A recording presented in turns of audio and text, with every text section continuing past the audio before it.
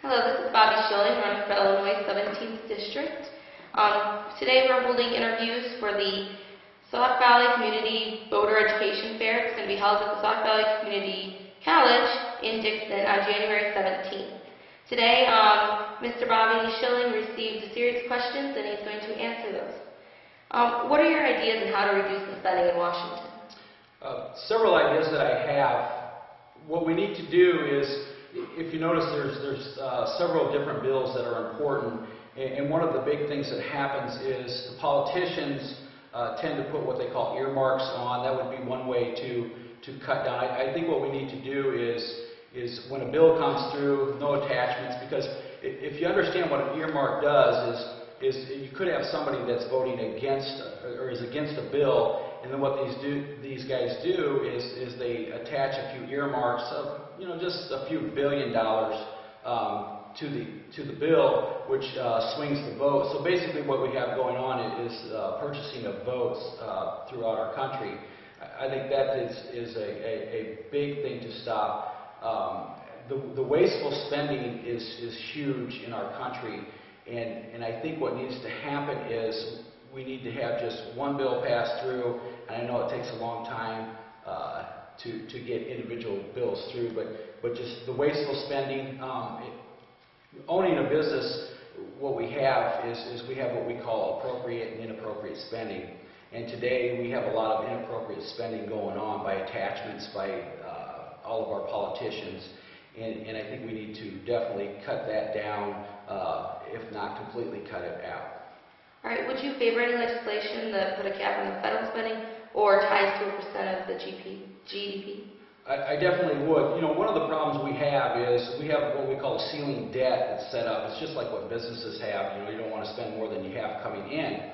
And the problem we have with this is the same people, the debt ceiling is set up in the event if we have a Congress that's spending money uncontrollably, which we do now, but the same people that are doing all of this spending and wasteful spending, I might add, are also the folks that get to increase that debt ceiling. And I think that that should be taken out of the Congress's hands somehow, some way, because if they're the ones spending the money and then they can decide, well, let's raise this up a little bit, it really defeats the entire purpose of having the debt ceiling.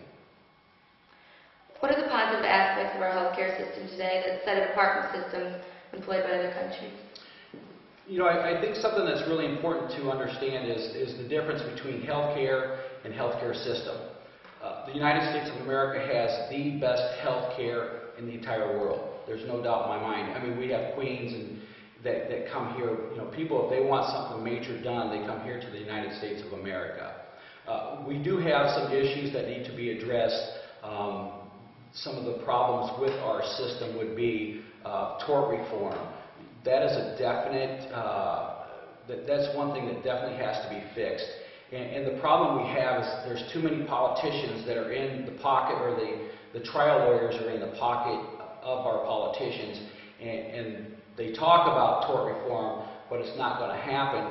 And I think we need to have things set up to where, like, if someone brings up a junk lawsuit and they lose the case, we need to make them pay for both sides, something to minimize that. Another thing we need to do is we need to allow companies to compete nationally rather than state by state. By tearing down those lines, it just increases the competition.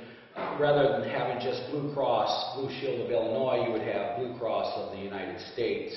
That is another thing that is severe that could really help, and competition will draw the prices down.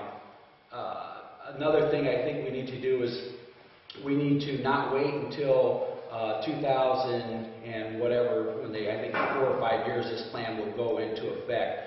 We need to address the fraud and everything that's out there right now rather than waiting. I know that a few months ago, Harry Reid had indicated, well, it's only $58 billion. Well, to me, at my house, $58 billion is quite a bit of money. We need to address the doctor shortage.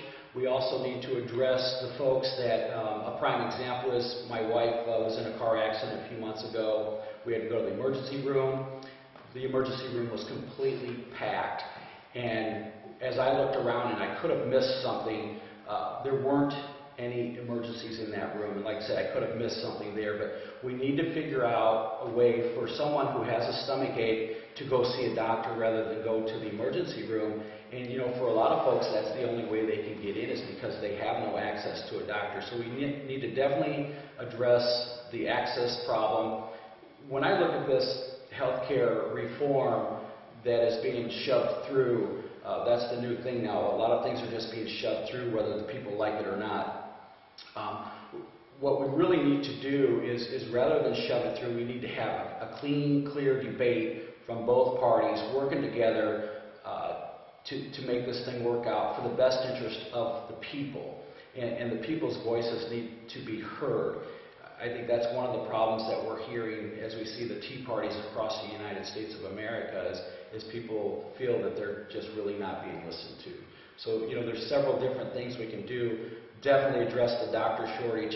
If we add 47 million people onto the rolls, or, you know, if you take the illegals out, 30 million, you know, how are we already have a shortage of doctors now. If you call any family practitioner office and try to get your family in, they're full right now. So if we add 30 or 50 million people to the rolls, we've got a serious access problem. We've got hospitals right now that are even talking about closing, depending on what they put through and are attaching to the bill that they have rolling through. So I think addressing, you know, things like that. There's lots of other things. And you know, the analogy that I like to use is if your car is not firing on all cylinders, it might need tuned up, what have you.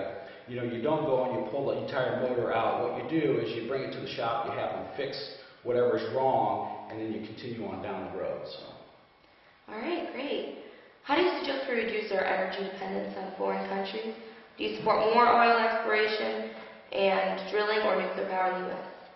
We need to do whatever it takes to stop sending money to people who want to kill us. I think that's very important. I think we need to drill here.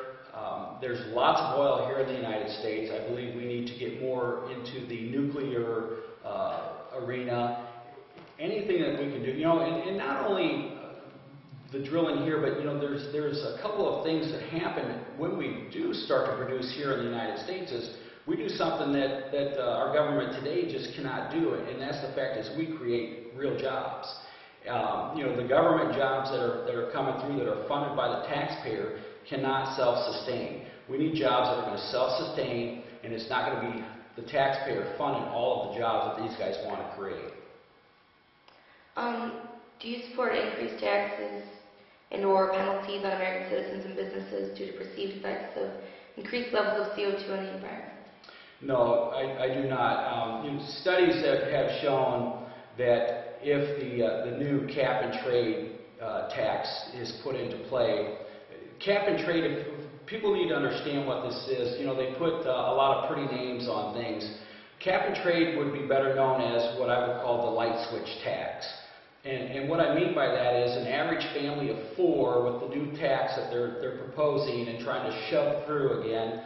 What that will do is that will take an average family of 4 and will increase your electricity bill by approximately $2,000 per year, which would be about $166 per month. And the thing that I don't like about it, not only it being another